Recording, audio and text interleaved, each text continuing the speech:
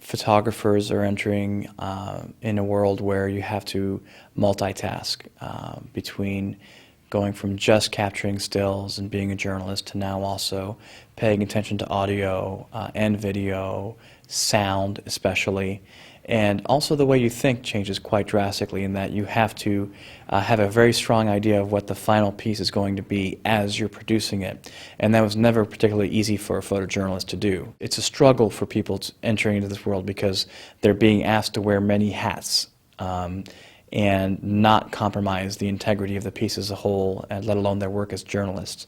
But that's the challenge, and some people live up to it quite well, and most people still have to learn more and practice more and perhaps get some more instruction on how to get to that high level of production. I think Avocado Blood was clearly to me, and I think a few of the other jury members, if not all, the clear first place entry, in that it was beautifully crafted. It had a wonderful mix of visuals, but also a wonderful finesse or restraint in the way that it was done. That piece to me is really what journalism is about. It's about highlighting issues that a lot of us would rather not hear, because it makes us feel very uncomfortable. And I think it really surpassed well beyond racism. One of our jury members, mentioned that it was very similar to nationalism in certain countries, and I thought that was a very apt point. That this intolerance is everywhere, and it needs to be discussed. It needs to be displayed. This did a fantastic job of doing that and explaining how people can be indoctrinated into certain views in certain circumstances in ways I've rarely seen, and really spoke of the power of multimedia. So Half-Lives was our second place winner. I had some reservations about the piece, specifically related to the edit.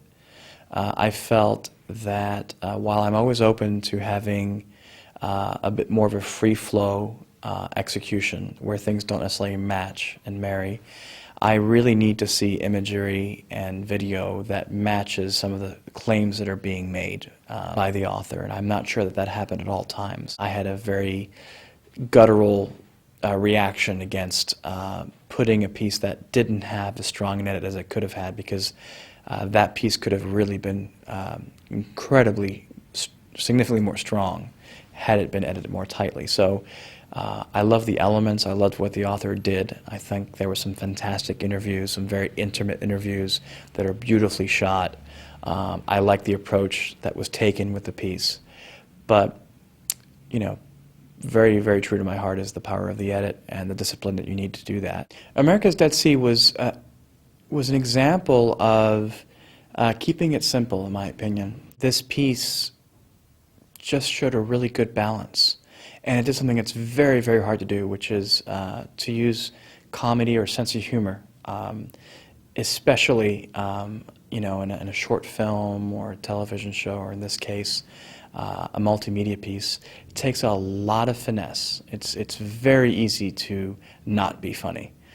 It's very hard to stay entertaining and also relevant, and to take a serious issue. And it demonstrated that you can take a serious issue. Instead of taking a very serious tone with it, you can actually do something that's a little more tongue-in-cheek and somehow be even more engaging with your audience. It was the right length, it was the right content and the right use of archival content, and it just shows discipline. And I think, one of the things that multimedia creators need to always keep in mind is that we have access to a lot of these tools, and just because you have them doesn't mean you need to use them. They should all be there to help serve the story and bring it forward, as opposed to overshadowing them or distracting you from the story, which is the danger. I leave here with, honestly, more questions than when I came, and I had a lot of questions coming in here. But I also feel that I'm better prepared to answer them. It's just going to take a little more time to digest, because a lot of these answers or questions are easy to answer when you have stability in the outside world, when things aren't changing as quickly as they are.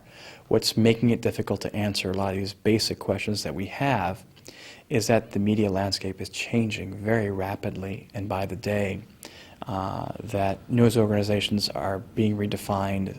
They're either shrinking or growing. Job descriptions are changing.